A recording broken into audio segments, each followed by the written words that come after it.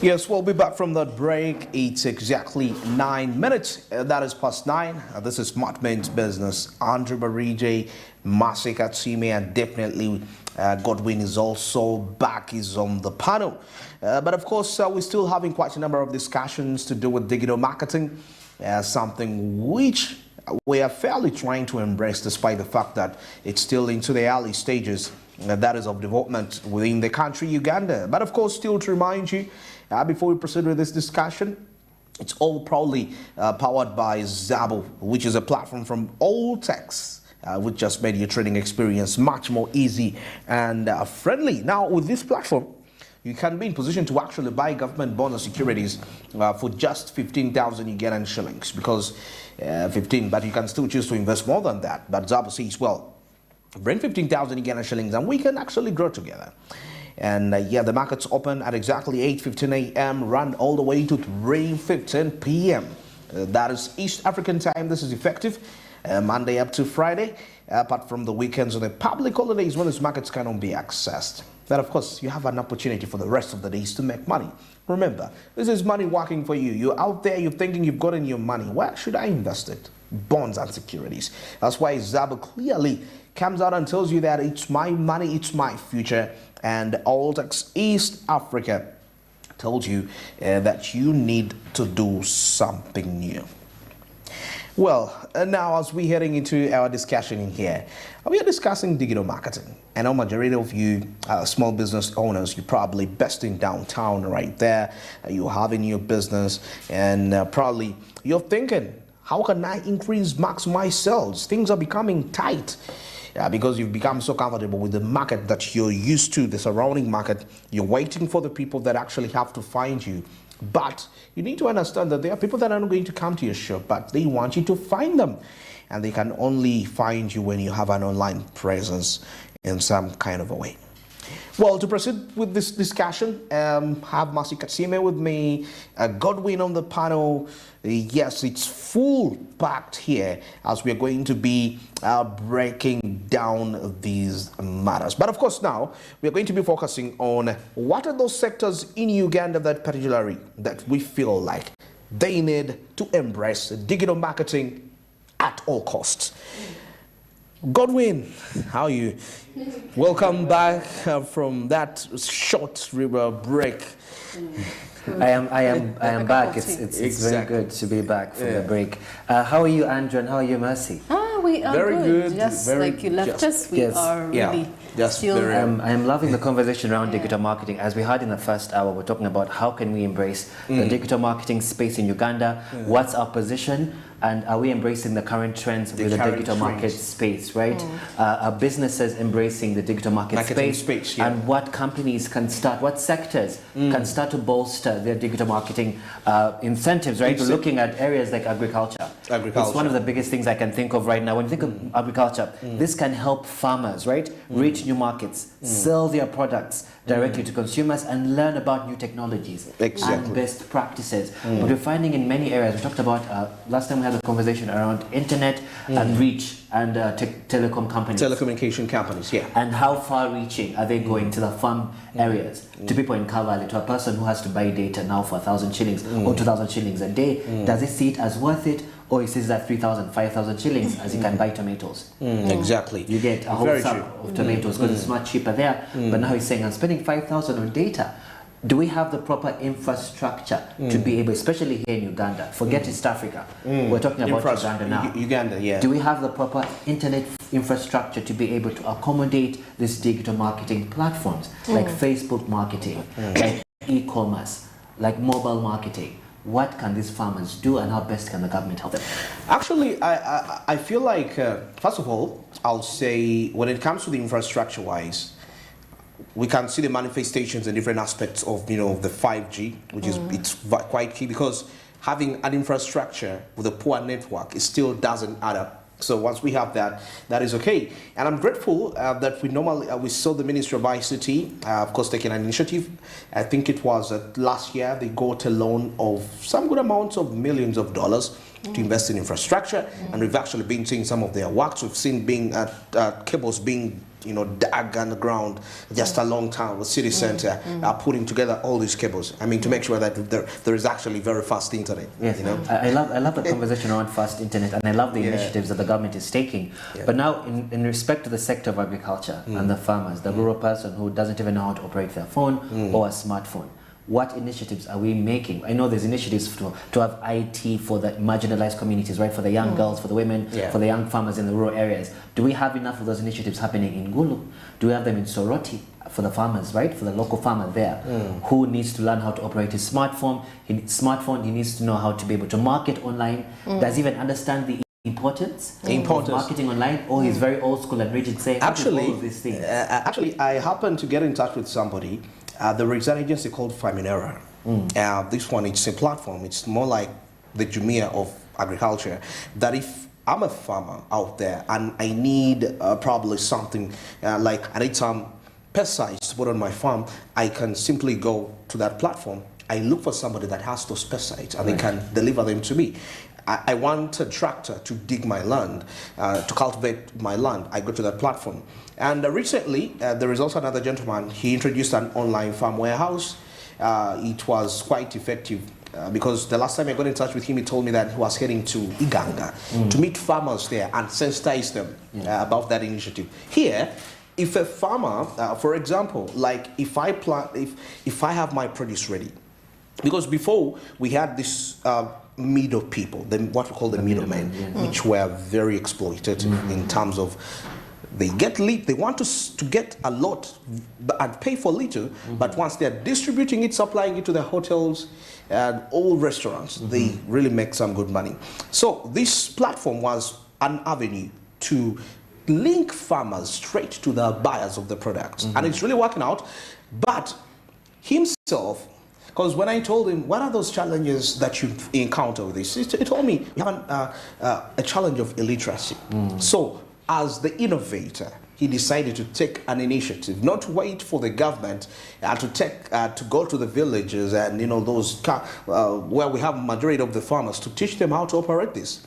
He decided to make that. Same applies to Faminera. He does outreaches himself, and I'm so grateful for that the innovators in the agri space talking about pushing, because now all this is digital marketing. It has this element of digital marketing. They are taking the initiative. And what you're talking about is almost privatization. This is a private place, not from a government initiative. Exactly. And you've mentioned something really important is illiteracy. A lot of these people can't write or type or even speak in English or can't do any of these things. This is why IT initiatives in these rural areas is quite important. But also another point, this creates an opportunity for job creation. Job creation, yes. Now, in the idea of digital marketing space, especially since the agricultural farmers, many of them aren't as literate. Many of them, forget the modern day farmer. The actual local farmers who grow their produce, and there's the middleman that comes and takes advantage. Now, what jobs does it create for a person like me, let's say, who's skilled at marketing, who's skilled at using my phone, who's skilled at social media? What's stopping me from going to approaching some of these farmers and saying, listen, I can be a social media handler. And I sensitize them. I can manage this farm. This is Chaze farmers, Chaze poultry farmers. I know you don't see a market for it, but let me tell you the advantage of being able to market online. I can be a digital marketer. These are jobs that we can start to create, right? Exactly. Since we're talking about smart means business, these are initiatives I can say, you know what, Mercy, I know that this farm needs this. You have an amazing farm, but we need to get you out there. We need to advertise your farm much better online. We need to get you to outsource. You need to outsource people easily online, digitally. I can help you with that. So there's job creation for the digital marketers, I believe. So for the digital marketers, guys, there's job creation. There is a lot, IT people. I've actually seen quite lots of posters out there hiring digital marketing personnel. Right. Yeah. Now, of course, as we are still proceeding with this discussion to do with digital marketing and the sectors, there is tourism. Yes. Because Uganda is a popular tourist destination with over 1.5 million visitors. That is in 2019. That was before COVID. However, the tourism industry in Uganda is still largely reliant on traditional marketing channels, such as travel agencies, tour operators, digital marketing. Now, digital marketing can help tourism business to reach out more potential visitors and promote their products and services. Godwin, you must have been, and Marcia probably, I know, you must have gotten in touch with what we call the virtual tourism aspect. Yes, I mean, regarding, I don't know, maybe there's platforms like Tubayo. Tubayo. Is it Tubayo or it's... Yeah, Tubayo. It must be Tubayo. It's a local platform we have here. Yeah. It's a private platform Yeah. where it basically talks about different areas to visit, different goods that you can sell online. You can sell it's online. It's a holistic platform that really promotes Ugandan products, Ugandan companies, Ugandan areas to visit, little deals that are happening. Let's say you're traveling to Murchison Falls, because we're talking about domestic tourism as well. Domestic tourism within Uganda and East Africa. Those are some of the platforms digitally that are coming up that are really promoting this area of tourism online. Because listen, the best way for us to promote tourism is online. Because if we're going to encourage other people to come in, we have to show them ways in which they can enjoy the benefits. I mean, I recently saw a resort, I was talking about it in the earlier hour, a recent resort that just came up along in Tebe. And I saw they did such an interesting TikTok video, right? Where all the customers were having a good time by the beach, the activities that they're having. And it was a short little TikTok clip. But as soon as I saw it, I was like, how come I don't know about this resort? I can't talk about the resort because they're not advertising in this segment. But I thoroughly enjoyed that TikTok segment. And guess what I did? I sent it to my friends because I saw all the amenities that the place had in just a 1 minute clip. 1 minute clip, 2 minute clip, you're able to see the amenities they have, the programs they have, the kind of fun you would have, and this is all done through TikTok. Not even Facebook, because Facebook sometimes there's less and less users of Facebook beyond the demographic or the young demographic, right? But these are all platforms in which you can start to bolster the tourism sector in Uganda. Wouldn't you agree? Very, very true. Now, away from that, I still want us to talk about the aspect, why do we have a low penetration of digital marketing in our country, Uganda? But of course, the biggest issue here has been attributed to access to internet. Exactly. I mean, it's a huge conversation about, can everyone afford internet? Can everyone afford... We have people here in town, in our Kampala city, who can barely buy 500 shillings for internet is a lot of money. 1,000 shillings for internet. If they're not at Wi-Fi, they're saying, but this is not the Shabam, solar is a message. And thank God for the Shilax bundles, which we are... and I love that, because this is continuing the conversation from telecom companies, right? Exactly. And what are the measures that put in place to make it more competitive? Because the biggest market share was MTN, we talked about that. And then Airtel is slowly falling right under. But some of the ways in which Airtel has helped with competitive pricing, it's been able to have all these different options. There's Chillax bundles, freedom bundles, so it doesn't have to expire. You know, for the farmer who's so busy during the day, you put a data bundle in the morning, 1,000 shillings, and by the time it goes on, it's expired. So now you can put on for a month and it's gone. But you'll find that in some instances, people are still thinking, do I need to spend 5,000 on that bundle? So how can we sensitize the people? As you're saying, the price of the internet, can we even make it, can we have options for some of these people in the rural areas? Could there be better pricing? Could there be even more competitive pricing in terms of Wi-Fi? Forget just mobile internet. Wi-Fi. We need to have access to Wi-Fi everywhere we go, because you know that the telecom sometimes may not reach as far as we'd like. Because it's a necessity. I mean, it's not like a luxurious aspect. And I'm grateful for the governments in the world and even around Africa that have actually come to notice that internet is a necessity. South Africa, Nigeria, Kenya. I mean, everybody even Kenya, actually. You go to Kenya, as soon as you arrive by the bus station, there's Wi-Fi. You just ask, what's the Wi-Fi password? And they'll give it to you. And Mercy, this is something I think we had talked about, is lack of awareness, right? There's a lack of awareness about the benefits of digital marketing.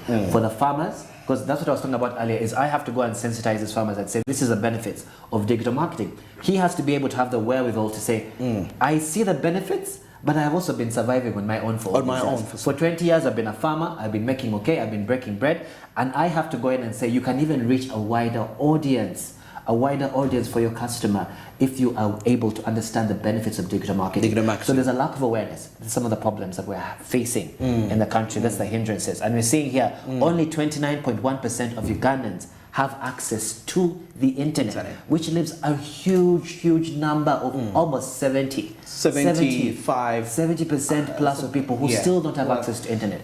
And you'll be shocked, in many of these areas, this is where we find a lot of our agriculture thriving.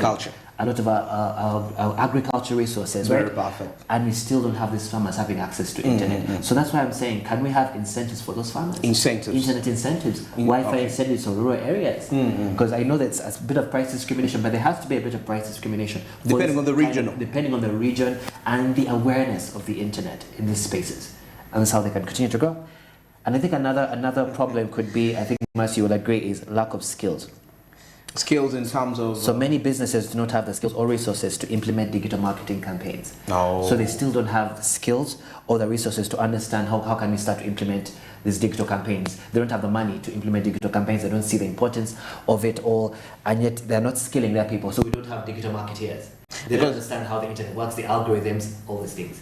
So we really need to venture more into understanding, training more digital marketeers and those organizations that are actually a little bit stuck on how best to implement this. Well, you can hire digital marketing personnel. Though, you start with the baby steps. The social media is the quickest way to actually get into that. Though I was having a discussion at some point, like with the growing number of artificial intelligence, the way we are seeing it being put on a number of platforms. You see, when you do digital marketing, for example, if you have an e-commerce platform, I was having this discussion with Marcy that this, as you sell, every end of the month, there are what we call the data analytics that can actually come out and tell you that this month you sold, this was the product that was actually most sold. You're able to track. You're able to track. Something which you may not be in position to actually track when somebody comes to you, you buy this. Yeah, you may know that, okay, but you may not be really accurate. Now the AI has gone to an extent of it can actually project and tells you, since this month, this is how the sales have been. There are chances that probably next month, you should invest more here. You should put more emphasis here. And it will also be able to show you, the expenses and all that. And that will be quite trustworthy when it comes to making a decision, making a business decision. You have no idea. What you just pointed is one of the most important key points, right? A lot of the especially people who have the language barrier, that the rigid farmers or the rigid person is going to say, listen, I am accounting with a paper. They're writing in exactly a book that you can lose. Many of these places, am I lying, Mercy? You go to the village and someone has their book, their A1, A book, whatever that book, and they write all their 96 expenses. pages. And they have expenses from 1997, they're writing down, because they've never had a fire, there's no natural disaster they've ever faced. Exactly. So imagine they lost all that paperwork. And they keep it there and say, no, for me at least, I have my book where I keep all my information. That's what they'll say. But with a digital advantage, is you've talked about something important, is tracking your expenses, tracking your daily activities, and also tracking your engagement. Right? So you're able to know this many people came in Feb, this many people reduced in January. Exactly. What was our behavior in January? What changed? What's the customer behavior? What's the consumer behavior? You're able to study consumer patterns. Consumer behavior, you're able to track your expenses, you're able to project, as you've mentioned, which is incredibly important for business right now. The new kind of business person has to be, you almost have to be futuristic in the way that you think. Yeah. You can't be rigid. And the problem we have in Uganda is we're too rigid to change. So anything that comes off internet, we're thinking all the internet, that's bad. I'd rather have my thing in the book. We're still Ugandans that keep money under the bed. We're still Ugandans that don't love to keep money in the bank, especially in the rural areas. Just the idea of sensitization about using the banks is a whole conversation. They're thinking, if I give it to the bank, banks are going to close down, my money is going to be stolen, especially with the history we have with different banks like Cairo. And hacking. And exactly. We've seen banks lose money, and probably that is causing fears in the people. Exactly. So that lack of awareness is what's scary for most people. But I love what you said about being able to track your projections, track your expenses, as well as tracking your customer behavior. So if you have a digital market, you're able to see online on Facebook, what's my kind of engagement? What's the product that has most engagement? What are people responding to? And what are people saying about my product? Also, you get feedback. Feedback you can put that option of feedback. Incredibly important, right? So, Andre, someone is able to tell you, Andre, I did not like this product. This is what happened when I wore that jacket that you sell on your platform. This is what happened. So you're able to adjust according to the customer feedback that you're getting, to the engagement to your post. Yes. Wow, very, very beautiful in here. But still, digital marketing. We are being futuristic in here, and because that's how we can actually make it through here. And yes, and which is another point that you mentioned as well. On top of that is, of course, with the language barrier. But what are the ways in which we can start to improve this adaptation of the digital market space in Uganda? I love to talk about Uganda because we talk about East Africa all the time. I guess right now, let's first get into this break. It's just 29 minutes past 9. There is quite a lot we have in store for you. Keep tuned on Smart 24 TV. But of course, when we return, data privacy is coming in here. And also, we shall be comparing the digital marketing trends across Africa and what are the projections by 2025 and 2040. Stick around.